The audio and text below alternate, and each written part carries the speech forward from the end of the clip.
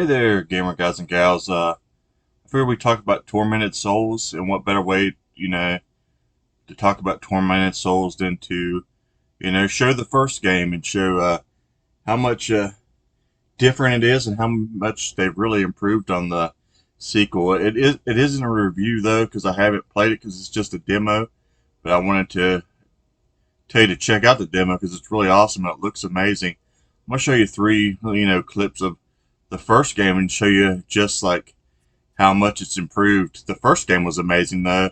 I've actually played the first game and I definitely recommend it. It's a nice little Resident Evil like horror game. If you like that old school, kind of bulky movement, them old school Resident Evils, I say you'll definitely enjoy this one. But like, see, even this looks amazing. But whenever you see the clips for part two, it's such an improvement over the original game. It's just more crisp, more clean graphics. I like the sound. The sound's better. Seems like they just made a lot of improvements, and that's pretty good because the first one, like I said, it was a pretty good game. This is still, the first game here as well. You get a look at the main character. But all right, let's take a look at Tormented Souls 2 so you can see just how much better. Look at that character and then look at this character once we get her on the screen again. Look at just how beautiful that is. I played the demo. I don't know how long it is. I played a couple hours and I didn't finish it. And it's like 14 gigs. And I believe the original game is only like 13 gigs. So it must be a fairly large game. I think the new one comes out like the middle of October, I believe. I'm not 100% sure on that date. But I think it's around there somewhere. But look how much different this game looks than the first game. There's a little bit issue with the voices. It may just be on the demo. They'll probably fix it when the release comes out. But sort of like those old karate movies you used to watch back in the day where their mouth would move and then, the voice would sound something. But it seems like it fixed later on as I went. I think it's only in this scene, really, the opening scene. But yeah, definitely check this out. If you're a fan of Resident Evil, you're a fan of old school horror, like Alone in the Dark is one of my favorite old school horror games like this that have the chunky controls that you gotta get used to. A lot of people have to get used to these controls, but it's got a lot of puzzles and they're not super simple. You get to put together a nail gun.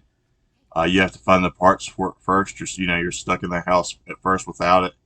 With like zombie-like creatures, but then you put together a nail gun. You can shoot them. It takes usually about 4 or 5 shots to take one down. But like I said, there's tons of puzzles, tons of jump scares, tons of just like scary moments where you're, trying to escape. You're trying to find your way out because, ammo's low. It's one of those survival horror games that are actually, survival. There's not nails laying around everywhere. Like you see, I even died here. But yeah, check this one out. Let me know in the comments if anybody plays it. It's definitely gory.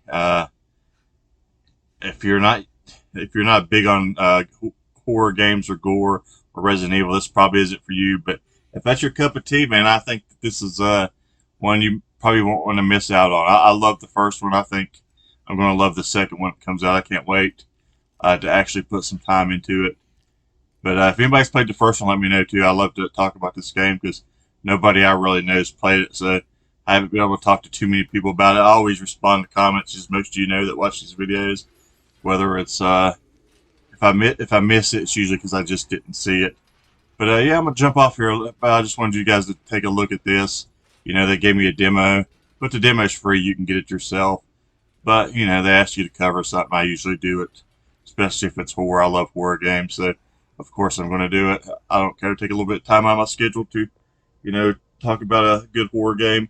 I'm sure most of y'all feel the same way, especially around this time of year with Halloween coming up. But I'm going to jump off here. Thanks for watching, guys. Thanks for the support as always. I know this video doesn't show a lot and it's kind of vague, but it's a demo. I didn't want to ruin it for you guys, so I'm going to let you experience for yourself. As long as I talked about it and got a couple eyes on it, got some people to check it out, that's all right by me. But until next time, guys, see you on the leaderboard.